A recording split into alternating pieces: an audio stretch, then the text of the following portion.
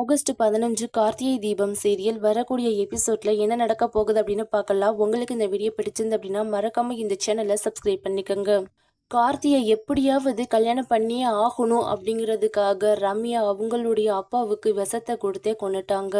வீட்டில் ஃபங்க்ஷன் எல்லாமே தடபுடலாம் நடந்துக்கிட்டு இருக்குது. தீபா ரொம்பவே சந்தோஷப்பட்டுக்கிட்டு இருக்கிறாங்க. என்னாச்சு ரம்யா இன்னும் காணுமே, முதல்ல அவளுக்கு கால் பண்ணணும். சின்ன சின்ன விசேஷம்னா வீட்டுக்கு ஓடி வந்துருவா. இவ்வளோ பெரிய விசேஷம் நடந்துக்கிட்டு இருக்குது, அவள் எங்கே போனான்னு தெரியலையே அப்படின்னு ரம்யாவுக்கு வந்து கால் பண்ணுறாங்க தீபா. என்ன ரம்யா பண்ணிட்டு இருக்கிற, இங்க ஃபங்க்ஷன்ல எவ்வளோ சூப்பரா போய்கிட்டு இருக்கு தெரியுமா? நீ இல்லாதது மட்டும்தான் குறையா இருக்குது. சீக்கிரமா நீனும் வாவே.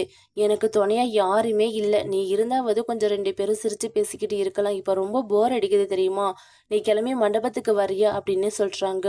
இல்ல தீபா, என்னால வர முடியாது, முக்கியமான வேலையில இருக்கிறேன் அப்படின்னு சொல்றாங்க. என்ன ரம்யா, என்ன முக்கியமான வேலை?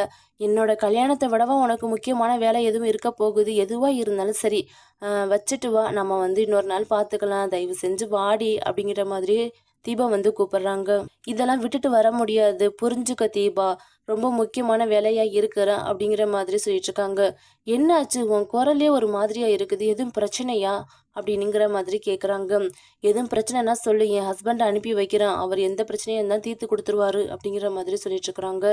தீபா, எல்லாமே நீ தாண்டி, நீ தான் எனக்கு பிரச்சனையா இருக்கிற, அதை கார்த்திகிட்ட சொன்னா உன்னை தீர்த்து கட்டிடுவாரா என்ன அப்படிங்கிற மாதிரி மனசுக்குள்ள நினைச்சிட்டு இருக்காங்க. அப்பாவுக்கு வந்து உடம்பு சரியில்லாம ஹார்ட் அட்டாக்ல இறந்து போயிட்டாரு, அதனால தான் என்னால் விட்டுட்டு வர முடியாதுன்னு நான் சொல்லிட்டு இருக்கிறேன் அப்படிங்கிற மாதிரி சொல்றாங்க. அதை கேட்ட உடனே தீபாவுக்கு பயங்கர சக்கிங்க இருக்குது. என்ன சொல்ற ரம்யா, அப்பா இறந்துட்டாங்களா? இதையே முன்னாடியே சொல்லல. நான் எப்படி தீபா சொல்றது? உனக்கு இப்ப கல்யாணம்லாம் நடந்துகிட்டு இருக்குது. இந்த மாதிரி நல்ல நேரத்துல இப்படி ஒரு தகவலை நான் எப்படி சொல்றது? அதனாலதான் நான் யாருக்குமே சொல்லல அப்படிங்கிற மாதிரி ரொம்ப ஃபீல் பண்ணி அழுகிற மாதிரியே சீன் காட்டிக்கிட்டு இருக்கிறாங்க ரம்யா. தீபாவுக்கு என்ன பண்ணுறதுனே தெரியல. உடனே நான் கிளம்பி வீட்டுக்கு வரேன், நீ ஒன்றும் கவலைப்படாத ரம்யா, கொஞ்ச நேரம் பொறுமையாக இரு அப்படின்னு சொல்கிறாங்க. கார்த்திகிட்ட போய் சொல்கிறாங்க, எங்க இங்கே வாங்க, உங்ககிட்ட ஒரு முக்கியமான விஷயம் பேசணும். ரம்யாவுடைய அவங்க அப்பா ஹார்ட் அட்டாக்ல இறந்து போயிட்டாங்களாம், என்னாச்சுன்னு தெரியல, முதல்ல நம்ம போகலாமா அப்படின்னு கேட்குறாங்க.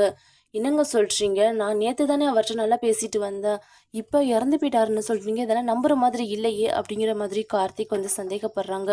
ஒருவேளை நாங்கள் போட்ட பிளான் எல்லாமே தெரிஞ்சு ரம்யா தான் எதுவும் பண்ணிட்டாலோ அப்படிங்கிற மாதிரி ரம்யா மேலே சந்தேகப்பட ஆரம்பிக்கிறாங்க கார்த்தி. அப்புறம் தீபாவுடைய வீட்டில் இருக்கிற எல்லாருமே, கார்த்திக் எல்லாருமே வந்து கிளம்பி ரம்யாவுடைய வீட்டுக்கு வர்றாங்க.